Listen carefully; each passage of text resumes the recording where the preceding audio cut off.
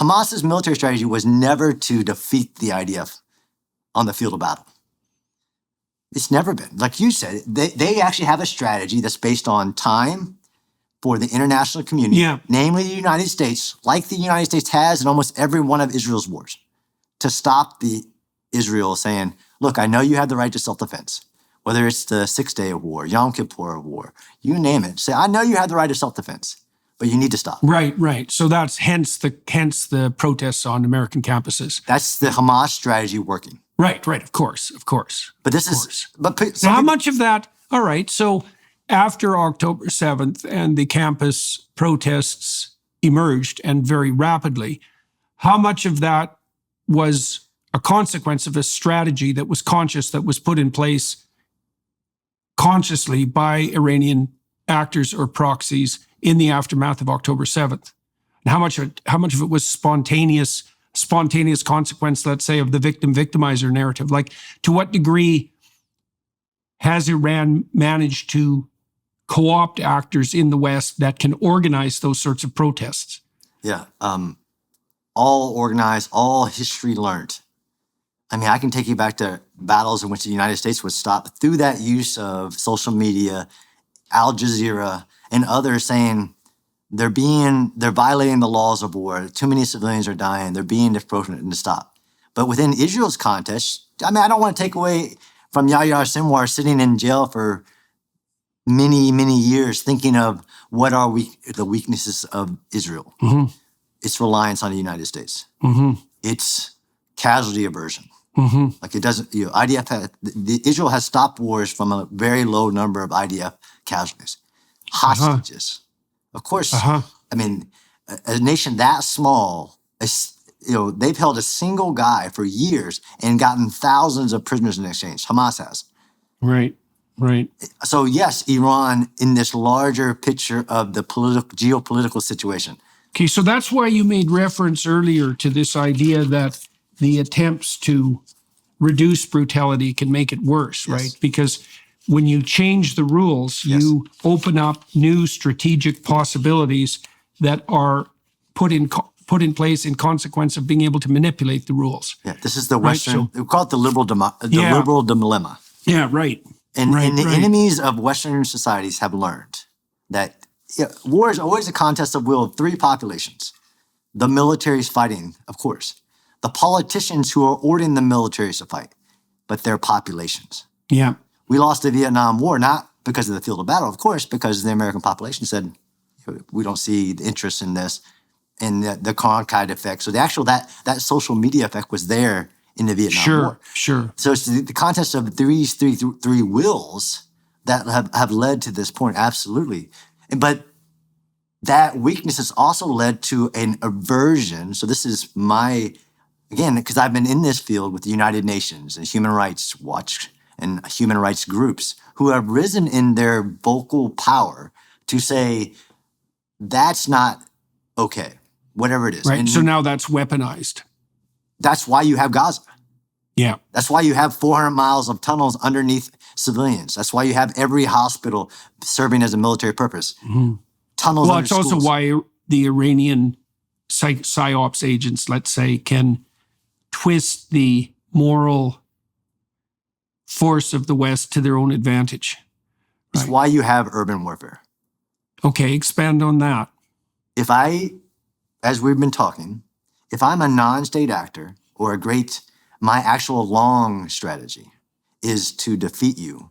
Mm-hmm. I'm not trying to defeat you. I'm trying to turn your population against you. Mm-hmm. So I pull you into an urban area, show you photos of dead children. Right. And you will stop your government and force your government to do things that they don't even want. And this has been like an example. Have you heard of the 2,000-pound bomb? Is it the bunker buster? Yeah. Yeah. But how awful it is to use in urban warfare. No, I don't know about that. So one of the many criticism against the IDF's operations in Gaza has been the use of bombs. Yeah.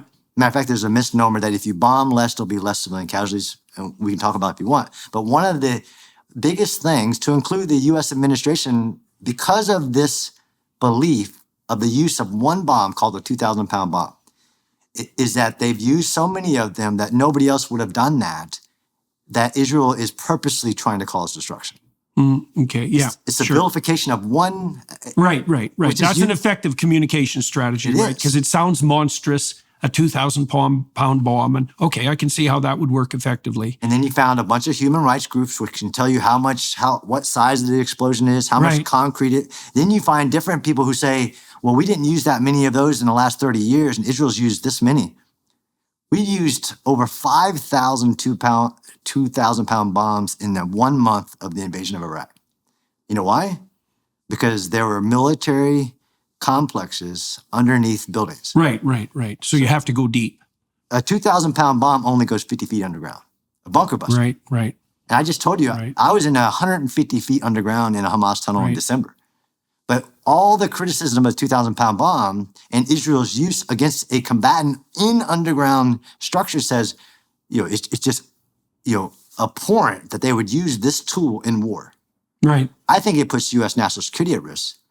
So next time when you send my brothers and sisters or our military into war, you're going to say that they can't use a 2,000-pound bomb against an enemy underneath certain buildings Right. or in a bunker. Right. That's really where we've gone, but it's the evolution of this hitting at the liberal democracy or the liberal dilemma to say that you can find a different way.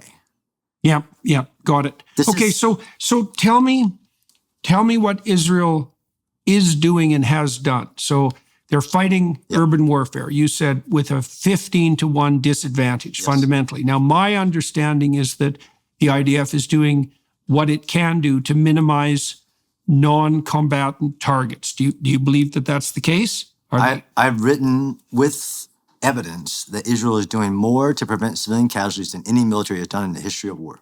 Okay. So you think that's valid. So what sort of things do they do to make that a reality? Sure.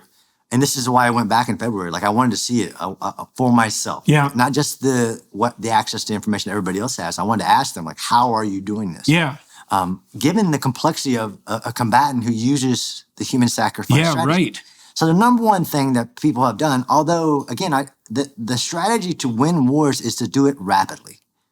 Right. So, and is that also because opposition to the war mounts as it's protracted? War is politics. Right. Yeah, absolutely. So the more dragged out it is, the more dragged out a victory, the more costly it is on the public relations side. That's right. Because the losers start to look like victims. Right. Or if they have, Ukraine had to hold for a while.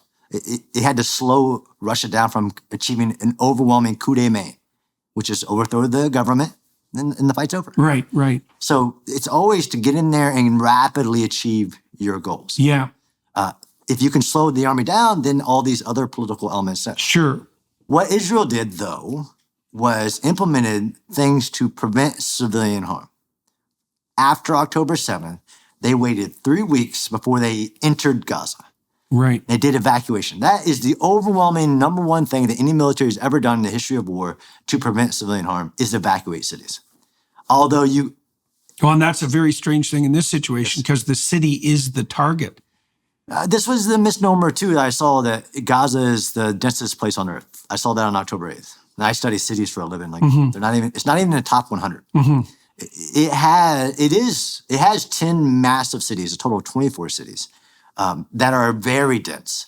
But there's also, it's not one continuous urban area. But you are right that in any war I've studied, there's never been a population trapped in the combat area. Although in the 2016-17 Battle of Mosul, a city of 1 million, the Iraqi government told the civilians to stay in the city. Yeah. 850,000 of them to stay in the city during the battle because they didn't have a place for them to go. Eventually they told them to get out. But because of Egypt, the Palestinian people of Gaza had nowhere to go. Right. So Israel... Okay, explain that. Yep. Why did the Palestinians have no place to go because of Egypt? There's a long history there. To include, there's a city, Rafah, that used to be on both sides.